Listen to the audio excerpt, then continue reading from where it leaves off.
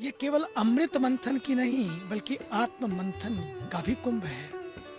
बस आज हमें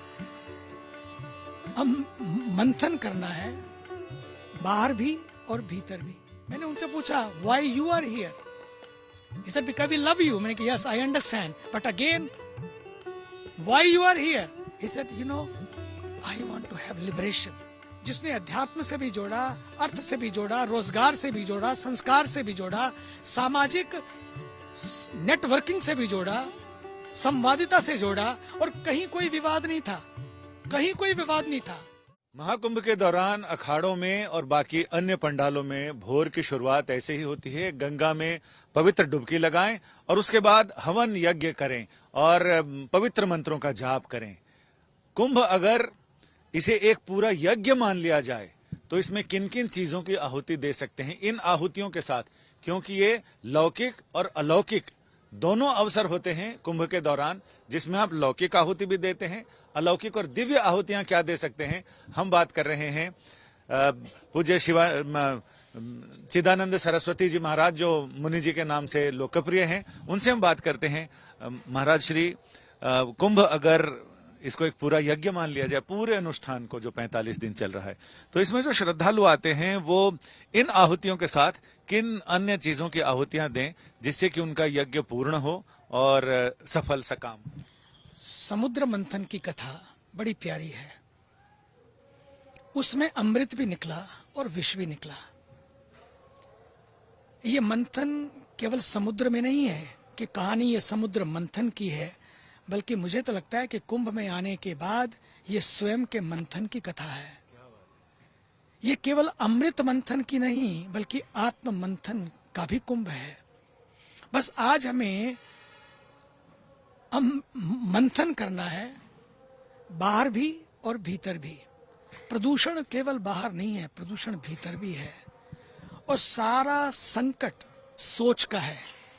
सोच को बदलने के लिए हमारे ऋषियों ने सागर मंथन की इस दिव्य कथा जो घटी, ये कोई माइथोलॉजी नहीं है, जो हुआ, जो घटा, जो हुआ, और उसको इस तरह से समाज के साथ जोड़ा, क्योंकि जो कुंभ है वो आध्यात्मिक और समाज दोनों के साथ कैसे समाज आध्यात्मिक होकर आगे बढ़े। लेकिन इस बार तो अर्थ को भी साथ जोड़ दिया गया। इतना बड़ा अध्यात्म, अर्थ और फिर दोनों के अंदर जो एक सेतु बना वो बना समाज और भारत की आस्था, जिसने एक ही दिन में 13 तारीख को, गजब है, 13 तारीख को जब स्नान हुआ, can you believe it? No one can believe it. 1.5 crore, almost 15 million people. और उसके बाद 14 मकर संक्रांति के दिन 3.5 करोड़ लोग, 2 दिन में 5 करोड़ लोग। कैसी अद्भुत व्यवस्था है ये, जिसने अध्यात्म से भी जोड़ा, अर्थ से भी जोड़ा, रोजगार से भी जोड़ा, संस्कार से भी जोड़ा, सामाजिक नेटवर्किंग से भी जोड़ा, संवादिता से जोड़ा, और कहीं कोई विवाद नहीं था, कहीं कोई विवाद नहीं था। तो कौन सा विवाद है जो समाज को बांटता है? मैं देख रहा था कि जब हम लोग स्नान कर रहे थे, करोड़ों करोड़ों लोग जिस घाट पे नजर डालो, सारे घाट पटे थे। मैं सोच रहा था बैठे बैठे, इतने सारे घाट पटे हैं तो कौन कहता है कि हम बटे हैं? ये बटने वाली बात कहां से आ गई वे? इतने, और कहीं उस जहां जहां घाट पटे थे, ना कोई जाति पूछा, ना गंगा जी ने पूछा, ना किसी और ने पूछा, ना प्रशासन ने पूछा भाई तू कहां से आया है, कहां का है, क्या लाया है, मेरे लिए क्या लाया है, कुछ नहीं। केवल एक डुबकी का भाव लिए जो भी आया, और डुबकी का भाव लिए हुए जब वो ऊपर उठा, चारों तरफ देखा, उसको लगा सच में भारत के ऊर्जावान यशस्वी प्रधानमंत्री जी ने जो कहा 13 दिसंबर को जो पहले दिन आए कि ये कुंभ, ये महाकुंभ एकता का महायज्ञ है, तब मैंने कहा सचमुच क्या विजनरी हमारे देश के प्रधानमंत्री, ये हमारे देश का सौभाग्य है कि हमको ऐसे प्रधानमंत्री मिले हैं। स्वामी जी, इसमें अधिकतर लोग जो मैंने देखा अपनी पूरी दुनिया सिर पे लादे चले जा रहे, ना उन्होंने टेंट बुक कराए ना रेस्टोरेंट बुक कराए, उनको ये नहीं पता रहना कहाँ है, खाना कहाँ है। जो चिंता वो घर छोड़ के आए थे, यहाँ रहने वालों ने उनकी चिंता। यही इस देश का कल्चर है।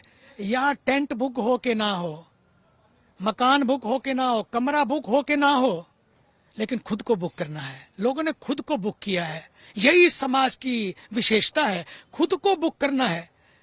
इसलिए जिस दिन व्यक्ति खुद को बुक कर लेगा, खुद को समर्पित कर देगा, तो फिर किसी सेल्फी पॉइंट पे नहीं जाना पड़ेगा। ये कुंभ सेल्फी पॉइंट भी बड़े प्यारे बने हैं, लेकिन सच मानिए पूरा कुंभ अपने आप में सेल्फ पॉइंट बन गया है, जहां पर व्यक्ति सेल्फ की यात्रा कर रहा है, भीतर की यात्रा कर रहा है, भीतर खुद को तलाश रहा है, खुद को तराश रहा है। और कितने सारे विदेशी आए, मैंने उनसे पूछा why you are here, he said because we love you. मैंने कहा yes I understand, but again why you are here? He said you know I want to have liberation.